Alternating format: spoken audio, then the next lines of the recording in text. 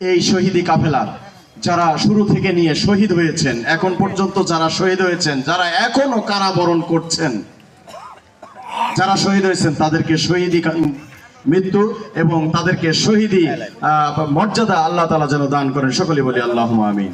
সেই সাথে যারা আহত হয়েছেন অসংখ্য ভাই, আমার গ্রামের একটা ছেলে তাকে আওয়ামী সরকার, ফ্যাসিস্ট সরকার ধরে নিয়ে গিয়ে দুইটা চক্ষু উঠে দিয়েছে, এখন সে অন্ধ হিসেবে রয়েছে। এরকম অসংখ্য ব্যক্তি যারা হাত হারিয়েছে, পা হারিয়েছে। আমাদের কেন্দ্রীয় নেতৃবৃন্দ আছে, দিলওয়ার হোসেন ভাই জীবন্ত শহীদ, তাকে এমন নির্যাতন করা হয়েছে, তার পুরুষাঙ্গকে ধ্বংস করে দেওয়া হয়েছে। কোন সাইড থেকে আমাদেরকে নির্যাতন করা হয় নাই?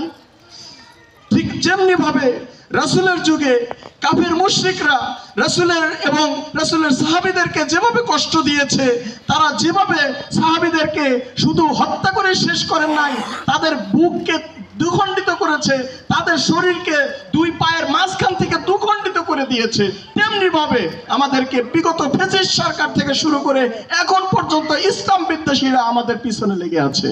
এই জন্য আসুন আমরা আর এইভাবে বিভেদ সৃষ্টি না করে আমরা একে অপরে ঐক্যবদ্ধভাবে আমরা হাতে হাত, কাঁধে কাঁধ, বুকে বুক মিলিয়ে আমরা ইনশাল্লাহ আগামীতে কাজ করব। আমরা বাংলাদেশ জামাত ইসলামী গাজীপুর ইউনিয়নকে একটি মডেল ইউনিয়ন হিসেবে, একটি সাংগঠনিক ইউনিয়ন হিসেবে আমরা আগামীতে পুরস্কার দেবো ইনশাল্লাহ, সেই আশা ব্যক্ত করে এবং আজ 11 তারিখ থেকে শুরু করে আগামী 25 তারিখ পর্যন্ত আমাদের সারা দেশব্যাপী গণসংযোগ পক্ষ, অর্থাৎ আমাদের সদস্য সংগ্রহ, প্রচুর পরিমাণ সদস্য সংগ্রহ করতে হবে, আমাদের বাড়ি বাড়ি যেতে হবে, ডোর টু ডোর গিয়ে মানুষদেরকে এই দাওয়াত পৌঁছাইতে হবে।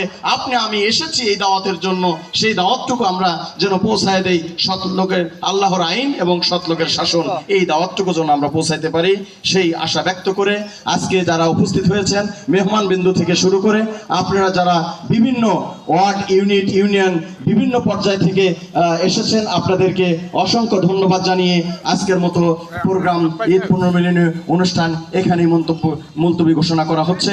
আসসালামু আলাইকুম ওয়া রাহমাতুল্লাহি ওয়া বারাকাতুহু।